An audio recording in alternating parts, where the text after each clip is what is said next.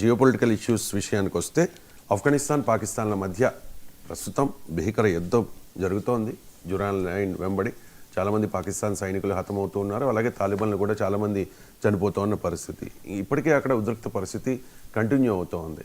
So ఏంటి మీ observation ఏంటి? ఒక జియోపొలిటికల్ అనలిస్ట్గా ప్రజెంట్ అక్కడ యుద్ధ వాతావరణం ఎలా ఉంది? ఇప్పుడు అక్టోబరు 10వ తారీఖున ఈ పాకిస్తాన్ ఆఫ్ఘనిస్తాన్ల మధ్య జురాన్ లైన్ వెంబడి ఒక భయంకరమైన యుద్ధం మొదలైంది. ఏదో నేను భయంకరమైన యుద్ధం అంటున్నానంటే భయంకరమైన యుద్ధం అండి. ఎందుకంటే F-16, J-10, JF-17 లాంటి థండర్ ఫైటర్స్ 4.5 లాంటి జనరేషన్ ఫైటర్స్తో అధునాతనమైన గైడెడ్ ఈ లేజర్ గైడెడ్ బాంబులతో పాకిస్తాన్ వెళ్ళి ఆఫ్ఘాన్ రాజధాని కాబూల్ పట్టణం మీద దాడి చేయడం జరిగింది. అక్కడ వాళ్ళ టార్గెట్ ఏంటంటే ఈ తెహ్రీక్ ఈ పాకిస్తాన్ తాలిబాన్ అనే ఒక తీవ్రవాద సంస్థ అధ్యక్షుడిని, తీవ్రవాద సంస్థగా చెప్పే ఒక అధ్యక్షుడిని చంపడం అనేది పాకిస్తాన్ ఆర్మీ టార్గెట్ పెట్టుకుంది. ఇప్పుడు ఆఫ్ఘనిస్తాన్ రాజధాని కాబూల్ని అటాక్ చేస్తే మరి ఆఫ్ఘాన్ పాలిస్తున్న తాలిబాన్ ఊరికే ఉంటారా? వాళ్ళు వెంటనే పాకిస్తాన్, మీరు చెప్పినట్టు పాకిస్తాన్ ఆఫ్ఘనిస్తాన్ల మధ్య లైన్ ఉంటుంది, జురాన్ లైన్ అండి. 2600 కిలోమీటర్ల జురాన్ లైన్ వెంబడి తాలిబాన్ సైనికులు పాకిస్తాన్ని అటాక్ చేయడం జరిగింది. 58 మంది అఫీషియల్గా చనిపోవడం జరిగింది. కానీ తాలిబాన్ ఏం చెప్తుందంటే 300 మంది పాక్ సైన్యాన్ని మేము మట్టు పెట్టామని చెప్తుంది. ఇటు పాకిస్తాన్ ఆర్మీ ఏం చెప్తుంది, మేము తాలిబాన్లో 300 మందిని చంపేసామని చెప్తుంది. కానీ తీవ్రంగా పాకిస్తాన్కి అక్కడ నష్టం జరిగినట్టు తెలుస్తుంది. ఎందుకంటే పాకిస్తాన్ అనేది ఒక అధునాతనమైన సైన్యం ఉంది ఆఫ్ఘనిస్తాన్తో పోలిస్తే. కాబట్టి ఆఫ్ఘనిస్తాన్కి ఎంతైతే నష్టం జరిగిందో పాకిస్తాన్కి అదే నష్టం జరిగిందంటే ఒక అధునాతనమైన సైన్యం చాలా ఆపదలో ఉంది జురాన్ లైన్ వెంబడి అనేది మనకు తెలుస్తుంది.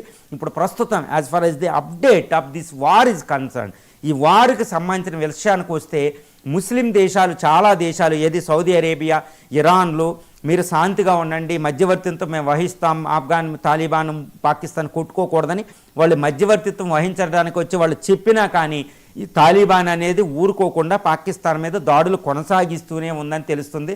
ఇక్కడ పాకిస్తాన్కి సంబంధించిన ఎన్నో ఆర్మీ పోస్టులని Helmand provinces, north western frontier province లాంటి బోర్డర్ ఏరియాలో తాలిబాన్ సైన్యం ఆక్రమించుకున్నట్టు తెలుస్తుంది. పాకిస్తాన్ కూడా ఈ ఆఫ్ఘనిస్తానీలు లక్షల మంది ఆఫ్ఘాన్ కాందిశీకులు ఈ పాకిస్తాన్ ఒకప్పుడు United states of America Taliban మీద అటాక్ చేసి 2000 నుంచి 2021 వరకే జరిగిన వార్ ఆన్ టెర్రర్ సమయంలో ఈ తాలిబాన్ ఆఫ్ఘాన్ ప్రజలు పాకిస్తాన్కు వచ్చి కాందిశీకులుగా ఉన్నారన్నమాట, రెఫ్యూజీస్గా. ఈ రెఫ్యూజీస్ అందరి లక్షలాది మంది రెఫ్యూజీస్ని మీరు ఇమీడియట్గా ఆఫ్ఘనిస్తాన్లోకి వెళ్ళండి బలవంతంగా తోసేస్తుందని తెలుస్తుంది.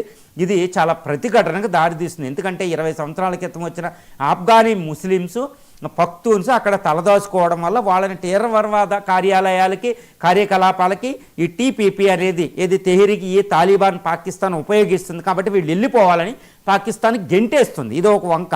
తర్వాత ఇదే అదనుగా ఏంటంటే అసలు యాక్చువల్గా రీజన్ ఏంటంటే ఈ వార్ జరగడానికి జురాన్ లైన్ ఏంటంటే బ్రిటిష్, ఒకప్పుడు భారతదేశాన్ని వెళ్ళిన బ్రిటిష్ వాళ్ళు పెట్టారు. దీన్ని తాలిబాన్ ప్రభుత్వం ఒప్పుకోవడం లేదు. ఇది బార్డర్ ప్రాబ్లం ఉంది, చాలా టెరిటరీని పాకిస్తాన్ ఆక్యుపై చేసింది, మేము విపత్తులో ఉన్నప్పుడు దాన్ని మాకు ఇవ్వండి అనేది ఇప్పుడు వచ్చిందనమాట. అసలు యాక్చువల్గా ఈ వివాదం కూడా ముందుకు రావడం వల్ల తాలిబాన్ ఎట్టి పరిస్థితుల్లో జురాన్ లైన్ వెంబడి పాకిస్తాన్ ఆక్యుపై చేసుకున్న వందలాది చదరపు కిలోమీటర్ల భూభాగాన్ని తాలిబాన్ మళ్ళీ రికవర్ చేసుకోవడానికి ప్రయత్నం చేస్తుంది. ఈ యుద్ధం ఇప్పుడుతో ముగిసేలాగా కనిపించడం లేదు. ఎందుకంటే ఈ యుద్ధం అనేది కేవలం పాకిస్తాన్ ఆఫ్ఘనిస్తాన్లకు సంబంధించింది కాదండి. ఈ ప్రాంతంలో చాలా రీజనల్ పవర్స్ అయిన India, Iran, Russia, China, United states of America కొన్ని సూపర్ పవర్స్ కూడా అక్కడ ఇన్వాల్వ్ అయి ఉన్నాయి. కాబట్టి ఈరోజు ఆఫ్ఘనిస్తాన్ ప్రభుత్వానికి ఎటువంటి ప్రాబ్లం లేదు ఎవరో వచ్చి కొట్టేస్తారని. కాబట్టి దాని యొక్క సార్వభౌమత్వాన్ని, టెరిటోరియల్ ఇంటిగ్రిటీని, దాని యొక్క స్వతంత్ర ఇండిపెండెన్స్ని కాపాడుకోవడానికి మేము ఎంతవరకైనా పోరాడతాం. ఎంతో సూపర్ పవర్స్ అయిన బ్రిటన్, ఒకప్పుడు బ్రిటన్ని, తర్వాత వచ్చిన USSR 1979లో, తర్వాత యునైటెడ్ స్టేట్స్ ఆఫ్ అమెరికానే మేము తరిమేసాం.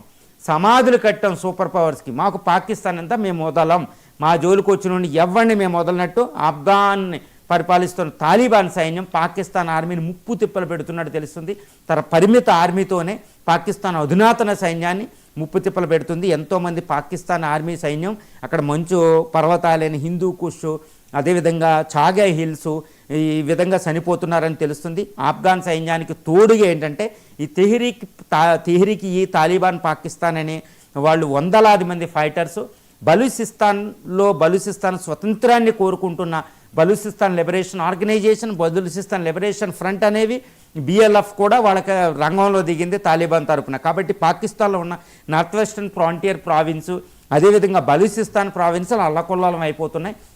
దానికి షేర్ చేసుకుంటేనే ఈ డ్యూరాన్ లైన్ వెంబడే తాలిబాన్ ఫైటర్స్ ఉన్నారు. దీన్ని ఎదుర్కోవడం అనేది ఇది తీవ్రతరం అయిపోతూ ఉంది. తీవ్రం అయితే మాత్రం పాక్ ఆర్మీ తట్టుకోవడం అంత ఈజీ కాదని కూడా మనకు ప్రస్తుతం అక్కడ జరుగుతున్న యుద్ధ వాతావరణాన్ని పరిశీలిస్తే మనకు అవగతం అవుతుంది. ఎంజీరావు గారు, ఈ తాలిబాన్ పాకిస్తాన్ మధ్య యుద్ధం రెండు దేశాల మధ్య యుద్ధంగానే పరిగణించాలా, లేకపోతే భారత్ పాక్ యుద్ధంగా కూడా చెప్పొచ్చా? ఎందుకంటే అక్కడ పాకిస్తాన్కి ట్రంప్ సపోర్ట్ చేస్తూ ఉంటే ఆఫ్ఘన్కి భారత్ సపోర్ట్ చేసే అవకాశం ఉన్నట్లుగా తెలుస్తోంది. సో ఇది అజిత్ దోవల్ యుద్ధ వ్యూహంలో భాగంగా చూడాలా? ఎస్ అండి. ఇప్పుడు పాకిస్తాన్ ఆఫ్ఘనిస్తాన్ల మధ్య యుద్ధం జరుగుతుంది. జనరల్గా ఇక్కడ ఏం చూస్తారంటే ఇదేదో పాకిస్తాన్ ఆఫ్ఘనిస్తాన్ల మధ్య యుద్ధమే చూస్తారు. కాదండి, అది నిజం కాదు. వాస్తవానికి ఇది పాకిస్తాన్ ఆఫ్ఘనిస్తాన్ల మధ్య జరిగే యుద్ధం కాదు. వాస్తవానికి ఇది భారత్ పాకిస్తాన్ల మధ్య జరిగే యుద్ధం. ఇంకా వాస్తవంగా చూడాలంటే భారత్ మోడీకి డొనాల్డ్ ట్రంప్కి జరిగే ఒక ప్రచ్ఛన్న యుద్ధం ఆఫ్ఘాన్ క్షేత్రంగా జరుగుతుందని తెలుస్తుందన్నమాట. ఎందుకంటే పాకిస్తాన్ ప్రధాని షహబాజ్ షరీఫ్, అసీం మున్నీర్లతో తోడు దొంగలా తిరుగుతున్నారు Donald Trump, United states of America president. ఎందుకంటే భారతదేశం పాకిస్తాన్ యుద్ధాన్ని నేను ఆపాను అంటే పాకిస్తాన్ ఓకే అంటుంది, కానీ ఇండియా తిరస్కరిస్తుంది, మోడీ గారు తిరస్కరిస్తారు. నువ్వెవరు, వాళ్ళు సీజ్ఫైర్కి వస్తే నేనే ఓకే అంటే ఆగిందని. ఇది ఆయనకి నోబెల్ ప్రైజ్ ప్రోగొట్టేసింది. ఆ కోపంతో అదేవిధంగా పాకిస్తాన్లో రంగురాళ్ళు రేర్ ఎర్త్ మినరల్స్ నెపంతో పాకిస్తాన్కి ఆయనకు దగ్గర అయిపోయాడు. ఆ విధంగా ఫ్యామిలీ మెంబర్స్ క్రిప్టో కరెన్సీ కొన్ని కాంట్రాక్టులు లభించడం వల్ల పాకిస్తాన్కి ఆయన చాలా క్లోజ్ అయిపోయాడు. అక్కడ నుంచి బిలియన్స్ ఆఫ్ డాలర్స్ ఆయనకి ట్రంప్ టవర్సు, ఆయన క్రిప్టో కరెన్సీ ఆర్గనైజేషన్ అల్లుడు కొడుకుకి వచ్చి దక్కిందనమాట. కాబట్టి ట్రంప్ పాకిస్తాన్కి క్లోజ్ అయి ఉన్నారు. అదేవిధంగా మోడీ స్వతంత్ర విదేశాంగ విధానం కూడా ఆయన కోపం వస్తుంది. ఎందుకు అంటే ఇప్పుడు దానికే నెపంతో పాకిస్తాన్ ఆయన ఎంకరేజ్ చేస్తున్నాడు ఇండియా వైపు మీదకి. కాబట్టి ఈ అండ చూసుకొని పాకిస్తాన్ ఏం చేస్తుంది, ఈ ఆఫ్ఘనిస్తాన్ మనకి క్లోజ్ అవుతుంది కాబట్టి ఆఫ్ఘనిస్తాన్పై దాడి చేసింది. ఎందుకంటే చితికిపోయిన ఆర్థిక వ్యవస్థ కలిగిన పాకిస్తాన్కి అమెరికా ధైర్యం లేకపోతే, డొనాల్డ్ ట్రంప్ ధైర్యం లేకపోతే అది ఆఫ్ఘాన్ మీద అటాక్ చెయ్యదు. ఎందుకంటే ఆఫ్ఘనిస్తాన్ ఓడించలేమనేది వాళ్ళకి అందరికీ తెలిసిన విషయం, పాకిస్తాన్కి ముఖ్యంగా తెలుసు. అందువల్ల డొనాల్డ్ ట్రంప్ పాకిస్తాన్ వెనకాలన్నారు. ప్రస్తుతం చైనా కూడా లేదు. ఎందుకంటే చైనా అనేది ఇండియా క్లోజ్ అవుతుంది, అమెరికాతో విపత్తు ఎదుర్కొంటుంది కాబట్టి చైనా ఇన్వాల్వ్ అవ్వలేదు. పాకిస్తాన్ వెనకాల ఎట్టి పరిస్థితుల్లో ఎటువంటి డౌటు లేకుండా డొనాల్డ్ ట్రంప్ ఉన్నాడనేది మనకు అవగతం అవుతుంది. సో ఇక్కడ చూస్తే ఇప్పుడు తాలిబాన్ విదేశాంగ శాఖ మంత్రి, చాలా ముఖ్యమైన నేత కూడా తాలిబాన్లో, ఈ అమీర్ ఖాన్ ముత్తాకి ఇండియాలోనే పర్యటిస్తున్నారు. ఈయన ఇక్కడ ఉన్నప్పుడే పాకిస్తాన్ కాబూల్ మీద దాడి చేసింది. అంటే ఏంటి అర్థం, ఆఫ్ఘనిస్తాన్ ఇండియాతో క్లోజ్ అవుతుంది.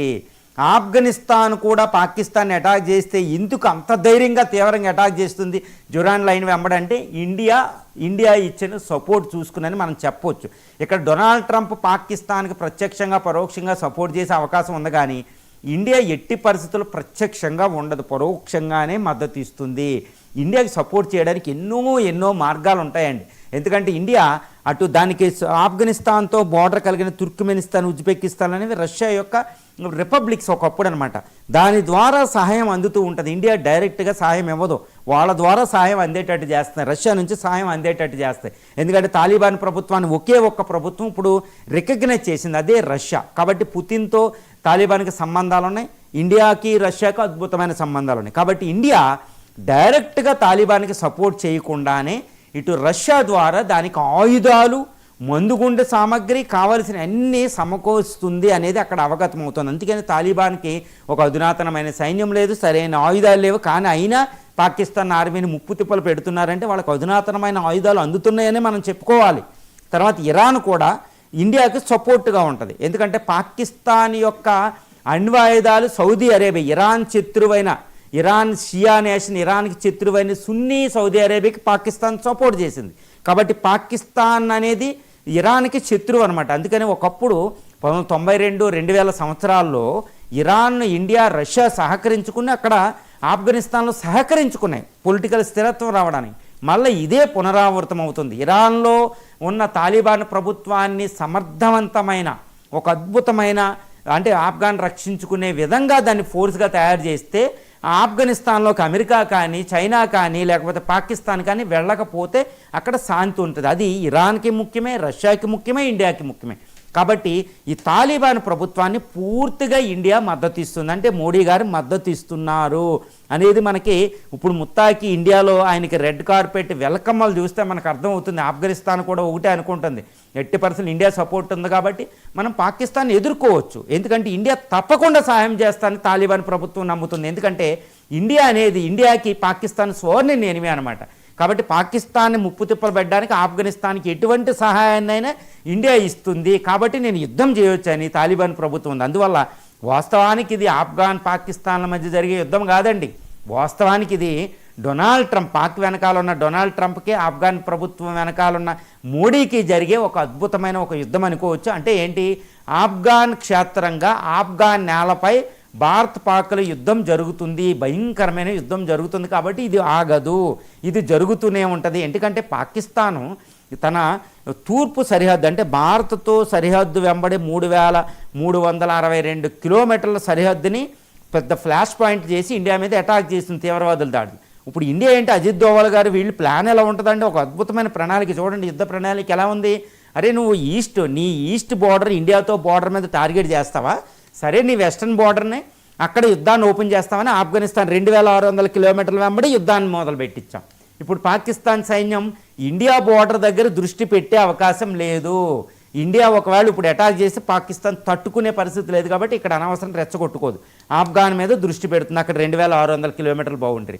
కాబట్టి పాకిస్తాన్ ఆర్మీకి 2 పక్కల యుద్ధాన్ని క్రియేట్ చేసాం. కాబట్టి ఇండియా ఆర్థిక వ్యవస్థని చక్కగా ముందుకు తీసుకెళ్ళిపోవచ్చు.